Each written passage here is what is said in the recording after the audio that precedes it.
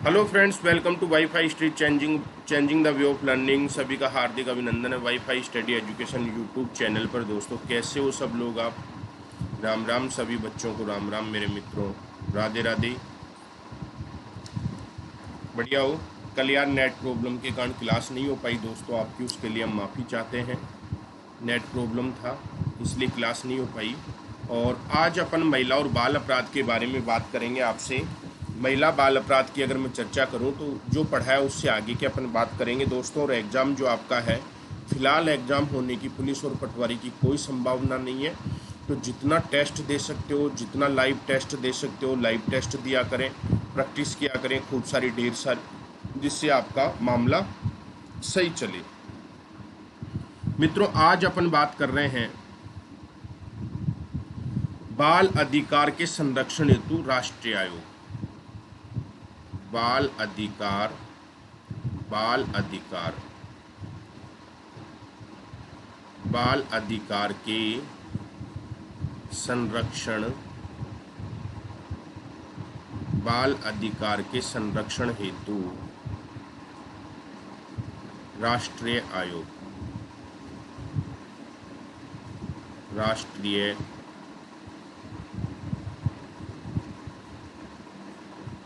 आयोग, बाल अधिकार के संरक्षण हेतु राष्ट्रीय आयोग।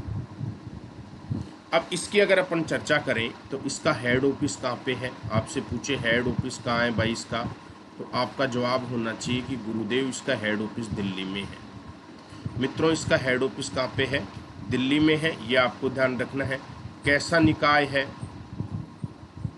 कैसा निकाय है? कैसा निकाय है? तो याद रखना, वैधानिक निकाय है ये। कैसा निकाय है मित्रों? ये वैधानिक निकाय है, याद रखना है, वैधानिक निकाय है। वैधानिक निकाय है, ये आपको ध्यान रखना है मेरे बच्चों। ये कैसा निकाय है? वैधानिक निकाय है, ये आपको ध्यान रखना है। क्लियर है? स्थापना, स्थापना कब हुई है? तो स्थापना की बात करें तो मित्रों मार्च 2007 में, मार्च 2007 में। अगर पूछे कि किस एक्ट के तहत हुई है, किस एक्ट के तहत इसकी स्थापना, कौन से एक्ट के तहत हुई है, किस एक्ट के तहत? 2005 के एक्ट के तहत, 2005 के एक्ट के तहत। किस एक्ट के तहत हुई है? 2005 के एक्ट के तहत। हेड ऑफिस दिल्ली में है। कैसा निकाय है? वैधानिक निकाय है। स्थापना मार्च 2007 में। कौन से एक्ट के तहत? एक्ट 2005 के तहत। ये आपको ध्यान रखना है। क्लियर?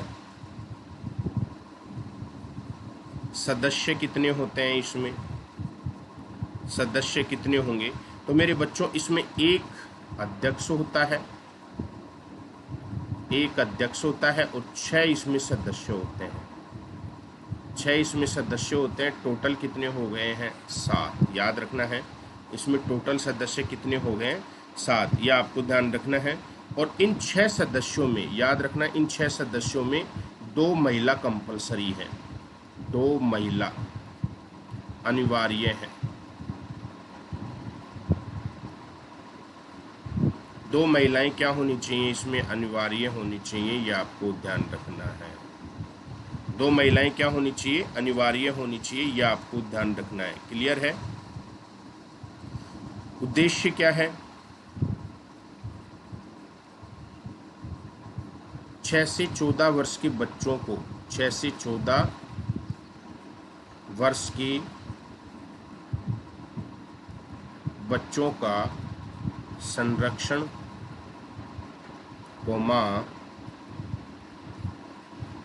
शिक्षा,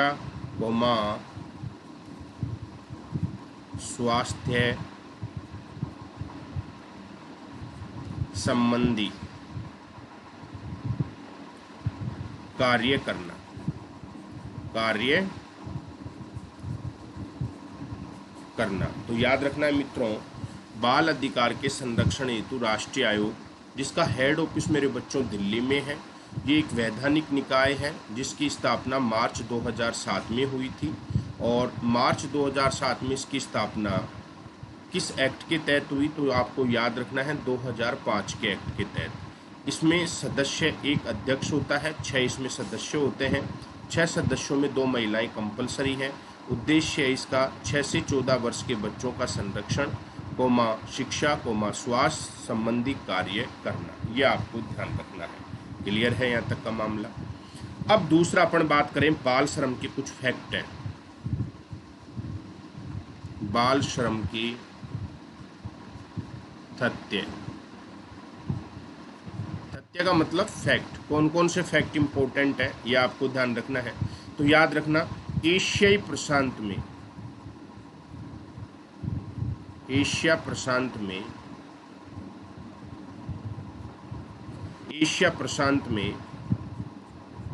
बाल श्रमिकों की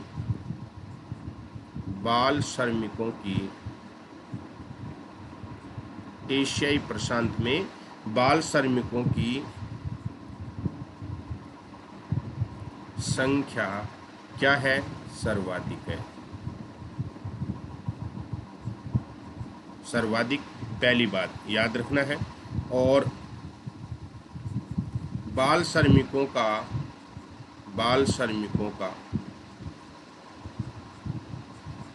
विस्तार,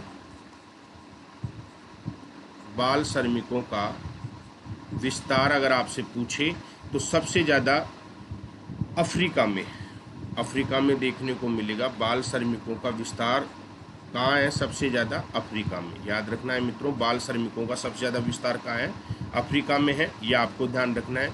और सबसे ज़्यादा बाल श्रमिक कृषि क्षेत्र में लगे हुए होते हैं। कृषि क्षेत्रों में संलग्न होते हैं। सबसे ज़्यादा बाल श्रमिक कहाँ संलग्न होते हैं, कृषि क्षेत्र में संलग्न होते हैं। यह आपको ध्यान रखना है, आपसे पूछा जा सकता है। और भारत में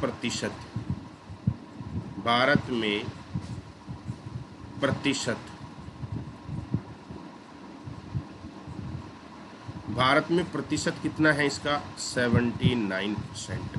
भारत में 79% है। यह आपको ध्यान रखना है, पूछा जा सकता है मित्रों। और सार्क देशों ने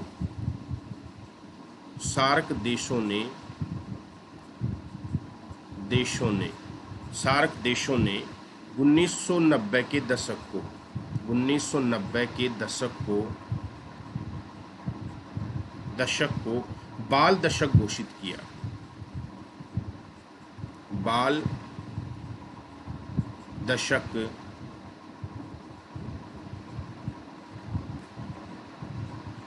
घोषित किया, ये भी आपको ध्यान रखना है। बाल दशक घोषित किया, ये आपको ध्यान रखना है मित्रों। और कारण क्या है बाल श्रम का कारण,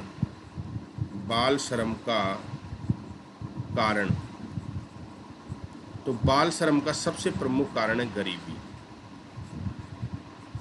बाल श्रम लोग क्यों करना पसंद करते हैं, तो याद रखना है गरीबी के कारण सबसे ज़्यादा जो है बाल श्रम होता है। जैसे आप देखो बड़े सिटियों में फुटपाथ पे जो बच्चे होते हैं गरीब होते हैं, तो गरीबी के लिए बेचारे अपना रोजी रोटी के लिए मेहनत मजदूरी करते हैं। तो गरीबी अगर ख़त्म होती है तो बाल श्रम स्वतः ख़त्म हो जाएगा। ये आपको ध्यान रखना है, आपसे परीक्षा में प्रश्न पूछा जा सकता है। क्लियर है मित्रों। अगली अगर मैं बात करूं आपके सामने, तो अगला है आपका मेरे दिल के टुकड़ों राज्य बाल नीति।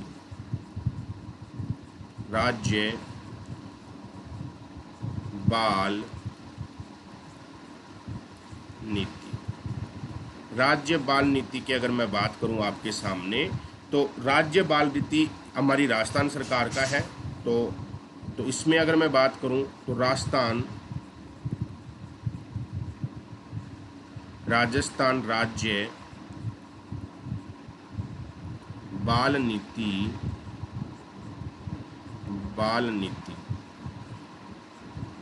राजस्थान राज्य बाल नीति का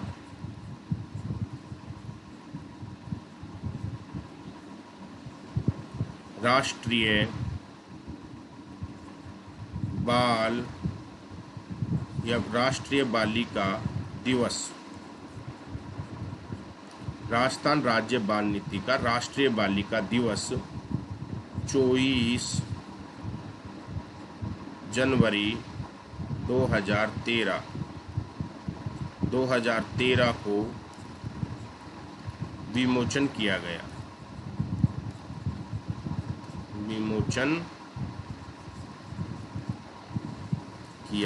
इसका मतलब क्या है? राजस्थान राज्य बाल नीति का राष्ट्रीय बालिका दिवस 24 जनवरी 2013 को विमोचन किया गया। ध्यान रखना है, हमारी राजस्थान राज्य बाल नीति किस उपलक्ष्य में बनी थी? बालिका दिवस के उपलक्ष्य में। याद रखना है, बालिका दिवस के उपलक्ष्य में। कब? 2013 में। राजस्थान राज्य बाल नीति का राष्ट्रीय बालिका दिवस 24 जनवरी 2013 को क्या किया गया? विमोचन किया। यानी कि राष्ट्रीय बालिका दिवस के उपलक्ष्य में राजस्थान राज्य बाल नीति की घोषणा की गई थी। ये आपको ध्यान रखना है। क्लियर? दूसरी बात, बाल नीति बनाने वाला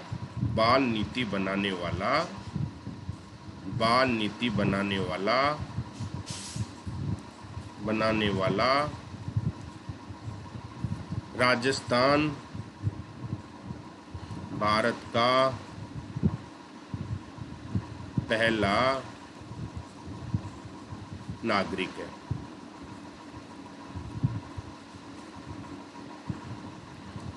है। यह आपको ध्यान रखना है। बाल नीति बनाने वाला राजस्थान भारत का क्या है? पहला नागरिक है। यह आपको ध्यान रखना है।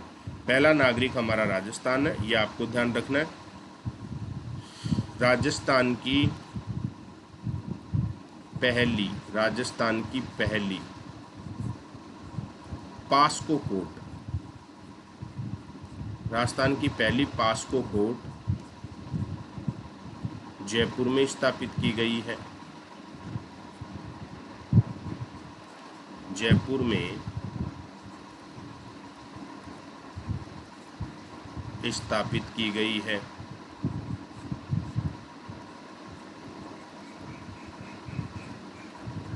ये भी आपको ध्यान रखना है। राजस्थान की पहली पास्को कोर्ट जयपुर में स्थापित की गई है। ये भी आपको ध्यान रखना है। ये फैक्ट आपको याद रखना है कि राजस्थान की पहली पास्को कोर्ट कहाँ स्थापित की है? जयपुर में। याद रखना है 2017 में। याद रखना है, आपसे परीक्षा में प्रश्न पूछा जा सकता है कि राजस्थान की पहली पास्को कोर्ट कहाँ स्थापित की गई है, तो आपका जवाब होना चाहिए जयपुर में। और कब स्थापित की गई है? 2017 में। ये आपको ध्यान रखना है। तो ये राज्य बाल नीति के बारे में ये चीज़ें आपको याद रखनी है। अगली बात करूँ मैं दोस्तों, तो अगला एक चीज़ ध्यान रखना है, जो विद्यार्थी पुलिस पटवार की तैयारी करना चाहते हैं, मित्रों पुलिस पटवार की तैयारी में आरएस की तैयारी भी हो रही है आपकी। तो मेरा नया बैच बिल्कुल स्टार्ट हो रहा है राजस्थान ज्योग्राफी आरएस प्री और मेंस के लिए। आरएस प्री और मेंस के लिए मेरा नया बैच स्टार्ट हो रहा है। तो जो आरपीएससी के सेक्शन में स्टार्ट हो रहा है, ये आरपीएससी के सेक्शन में स्टार्ट हो रहा है। मित्रों आरपीएससी के सेक्शन में देखो, एक ही सब्सक्रिप्शन में या एक ही फीस में आप आरएस की तैयारी भी कर सकते हैं, पुलिस पटवार की तैयारी भी कर सकते हैं और अदर एग्जाम की भी तैयारी कर सकते हैं। तो ये 4 बजे से मेरा पूरा डिटेल कोर्स राजस्थान ज्योग्राफी का मैं शुरू कर रहा हूँ, जिसमें सब बहुत सारे विषय शुरू हो रहे हैं। राजस्थान ज्योग्राफी होगी, हिस्ट्री होगी, पॉलिटिकल होगी, इकोनॉमिक्स होगी, बहुत सारे आरएस के लिए बैच यहाँ पे, एथिक्स वगैरह सब शुरू होंगे। तो आप यदि कोई आरएस की तैयारी आप में से करना चाहता है या आप पुलिस पटवार की तैयारी करना चाहते हो, मित्रों आरएस एक ऐसा है कि इसमें फुल डिटेल स्टडी होती है। अगर आप आरएस की तैयारी करते हो तो आपका पुलिस पटवार तो यूं ही पास हो जाएगा। तो जो विद्यार्थी पुलिस पटवार के लिए भी राजस्थान ज्योग्राफी पढ़ना चाहते हैं कि साहब राजस्थान ज्योग्राफी पढ़ना है और लाइव क्लास लेनी है और हाथ से लिख के पढ़ाऊँगा, कोई पीपीटी का यूज़ नहीं होगा, पूरा हाथ से लिख के जैसे अभी पढ़ा रहा हूँ वैसे ही मैं आपको हाथ से लिख के पढ़ाऊँगा मेरे बच्चों। तो जो भी अगर आप इंटरेस्टेड हो जुड़ने के लिए आरपीएससी के सेक्शन में, तो मेरा रेफरल कोड है राजेंद्र10। मित्रों आप मेरा रेफरल कोड यूज करोगे राजेंद्र10, आपको सारी क्लास देखने को मिलेंगी। पुरानी क्लासें भी आप देख सकते हो, जो पीछे हमने पढ़ा दी वो क्लास भी आप देख सकते हो। जैसे 6100 प्रश्न है, 2100 प्रश्नों की श्रृंखला है, ठीक है। और आप इसमें हिस्ट्री है, पॉलिटिकल है, ज्योग्राफी है, इकोनॉमिक्स है, साइंस है, मैथ है, सारी क्लास देखने को मिलेंगी। और ऐसा नहीं है कि जैसे आज क्लास नहीं देखी तो आप कल नहीं देख पाएंगे। पूरी क्लास आप आज 11 बजे नहीं देख पाए हो तो कल दूसरे दिन देख लो, शाम को देख लो, कोई दिक्कत नहीं है। सारी क्लास और रेगुलरिटी बनी रहेगी। और मित्रों, लाइव पढ़ने में मजा आएगा। आप जुड़ो मेरे से। 1 जून को आपका ये बैच शुरू कर रहा हूँ मैं 4 बजे से, तो आपका वेलकम है।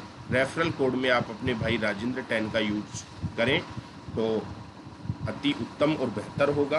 तो जुड़ सकते हो मित्रों। मेरा रेफरल कोड याद रखना, राजेंद्र 10।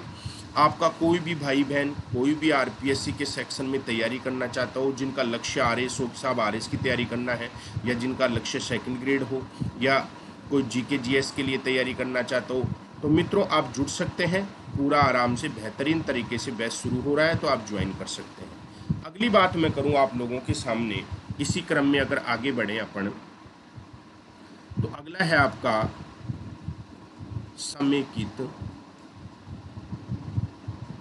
समेकित बाल विकास सेवा। बाल विकास सेवा, समेकित बाल विकास सेवा। इसकी मैं बात करूं मित्रों, तो ये राष्ट्रीय बाल नीति 1974 1974 1974 की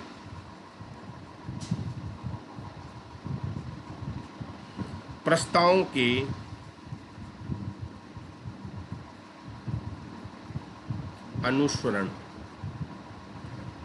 के अनुसरण में राज्य के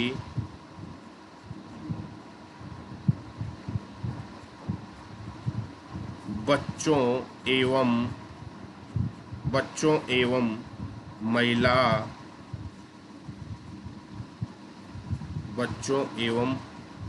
महिलाओं विशेष रूप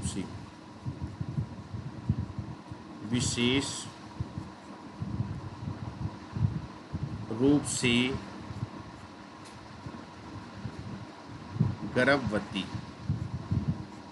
गर्भवती एवं दूध पिलाने वाली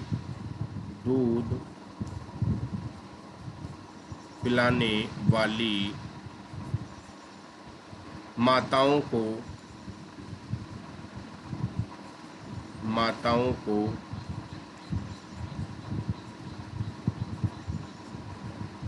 बेहतर जीवन की, यानी कि श्रेष्ठ जीवन की मूलभूत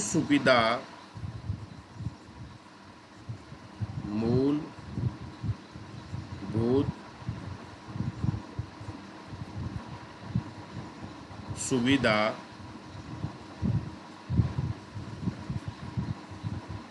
उपलब्ध कराने के उद्देश्य से वर्ष 1975 में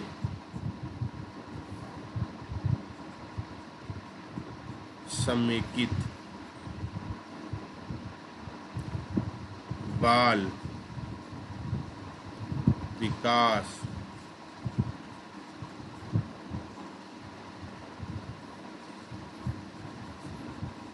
कार्यक्रम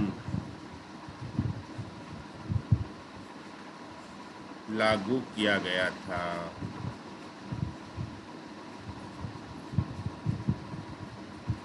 यह आपको ध्यान रखना है। आपसे पूछा जा सकता है मित्रों कि समेकित बाल विकास सेवा, तो याद रखना है, राष्ट्रीय बाल नीति 1974 के प्रस्तावों के अनुसरण में राज्य के बच्चों एवं बालिकाओं, विशेष रूप से गर्भवती एवं दूध पिलाने वाली माताओं को बेहतर जीवन की मूलभूत सुविधा उपलब्ध कराने के उद्देश्य से वर्ष 1975 में समेकित बाल विकास कार्यक्रम क्या किया गया था, लागू किया गया था, ये आपको ध्यान रखना है।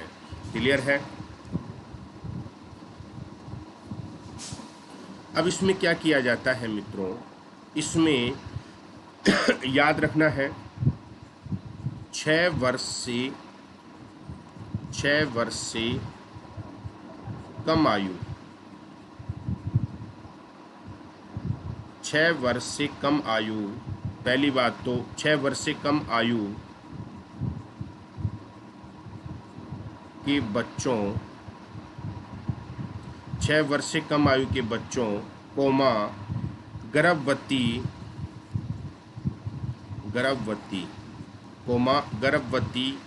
महिलाओं को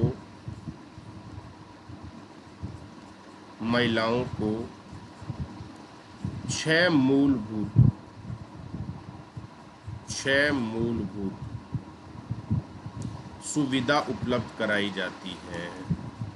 सुविधा क्या करवाई जाती है?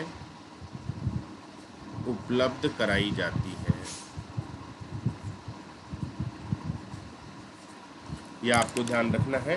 6 वर्ष से कम आयु के बच्चों को व गर्भवती महिलाओं को 6 मूलभूत सुविधा क्या करवाई जाती है?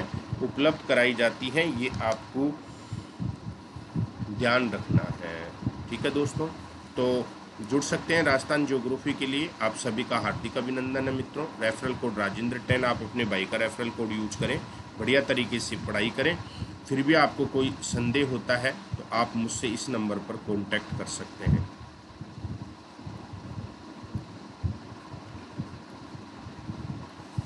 इस नंबर पर आप मुझसे कांटेक्ट कर सकते हैं। आपको आरएस के रिगार्डिंग कोई भी चीज़ जानकारी है या बैच के संबंधित आपको कोई चीज़ की जानकारी चाहिए तो आप मेरे से इस नंबर पे कांटेक्ट कर सकते हैं।